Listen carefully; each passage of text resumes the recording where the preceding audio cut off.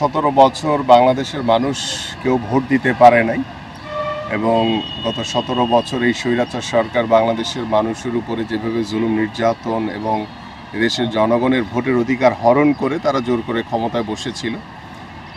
আমাদের প্রায় দীর্ঘ 15 বছর যারা নতুন ভোটার হয়েছিল তারা এখন পর্যন্ত কেউ ভোট দিতে পারে না এবং আজকে যখন আমি এই নতুন ভোটার তালিকা বা ভোটার হচ্ছে এখানে এসে দেখলাম যে এখানে নতুন ভোটারদের ভিতরে যে একটি উৎসাহ উদ্দীপনা এবং তাদের যে ভোট দেওয়ার যে একটি আগ্রহ, এবং আমি অনেকের সাথে কথা বললাম এবং সকলেই একদম ইয়াং ভোটার এবং তাদের সাথে কথা বলে যেটা আমার কাছে মনে হয়েছে যে তারা ভোট দিতে চায় এবং তারা চায় যে তাদের যেই অধিকার সেই অধিকারটা তারা প্রয়োগ করতে চায়। ভোট দিতে পারবে বলে মনে করি? ডেফিনেটলি আমি প্রথমেই বলেছি যে গত 15 বছর এই স্বৈরাচার সরকার জনগণের ভোটার যে হয়েছিল তারা কেউ ভোট দিতে পারে নাই এবং তারা জনগণ এই ভোট দেওয়ার জন্য মুখিয়ে ছিল এবং সেই জায়গা থেকে আমার কাছে মনে হয় যে গত স্বৈরাচার সরকার গত 15 বছর যেভাবে ভোটারবিহীন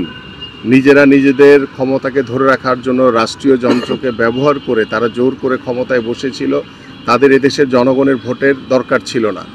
জনগণকে তারা বঞ্চিত করেছে তার নাগরিক যে অধিকার সেটা প্রয়োগ করতে, এবং গত বছরও যেটা ভোটার তালিকা হলে তারা ভোট দিতে পারতো না। বাট আমরা আশা করি যে নতুন যারা এখন ভোটার হচ্ছে আমাদের যে 2025-এর আমরা আশা করছি যে ডিসেম্বরের ভিতরে বাংলাদেশে একটি অবাধ সুষ্ঠু নিরপেক্ষ একটি নির্বাচন হবে। সেই নির্বাচনে বাংলাদেশের মানুষ যারা ভোটার তারা সকলেই তার নাগরিক অধিকার তারা প্রয়োগ করতে পারবে এবং সুন্দরভাবে ভোটের মাধ্যমে তারা তাদের পছন্দের প্রার্থী, তারা পছন্দের দল এবং পছন্দের জনগণের সরকারকে তারা বেছে নিতে পারবে। আমিনুল ভাইয়ের নির্দেশনায় আমরা সকাল থেকেই এই যারা নতুন ভোটার হচ্ছে তাদের যে কোনো অসুবিধা না হয়, তারা নির্বিঘ্নে ছবি তুলতে পারে, কোনো ঝামেলা হলে আমরা দেখতেছি এবং কিছু বাদ পড়লে সেটাও আমরা অ্যাড করে দিতেছি।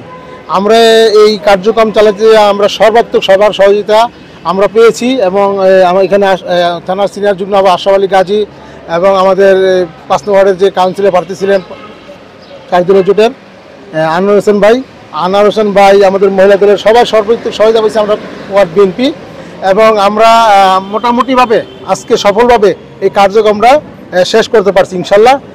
আমরা শতভাগ আশাবাদী। ইতিমধ্যে আমাদের নেতা প্রিয় নেতা আমিনুল ভাইয়ের বক্তব্য আপনারা শুনেছেন, উনি এসেছিলেন এখানে। তা আমিনুল ভাই কিন্তু বলেছেন ইতিমধ্যেই যে ভোটাধিকার প্রতিষ্ঠা করাই হচ্ছে এখনও আমাদের সংগ্রাম, সেই সংগ্রাম কিন্তু আমাদের চলছে। দেশনায়ক জনাব তারেক রহমান ইতিমধ্যেই কিন্তু বলেছেন আমাদের সংগ্রাম কিন্তু শেষ হয় নাই। স্বৈররানী শেখ হাসিনা বাংলাদেশ থেকে পালিয়ে গেছেন, কিন্তু তার দোসররা কিন্তু এখনও আশেপাশে অবস্থান করছেন। তো তাদের দোসরদেরকে এই যে ভোটের যে ভোট রুদ্ধ করার যে ব্যবস্থা ছিল সারা বাংলাদেশে 17 বছর, সেই ব্যবস্থা থেকে পরিত্রাণ দিতে মানুষের ভোটাধিকারকে প্রতিষ্ঠিত করতে আমাদের সংগ্রাম দেশনায়ক জনাব তারেক রহমানের নেতৃত্বে চলছে। এই ঢাকা 16 আসনে আমিনুল হক ভাইয়ের নেতৃত্বে সেই সংগ্রাম চলবে এবং আমরা আশা করি একজন নাগরিকও ভোট না দেওয়া পর্যন্ত, তাদের ভোটের অধিকার প্রতিষ্ঠিত না হওয়া পর্যন্ত আমাদের সংগ্রাম চলবে ইনশাআল্লাহ।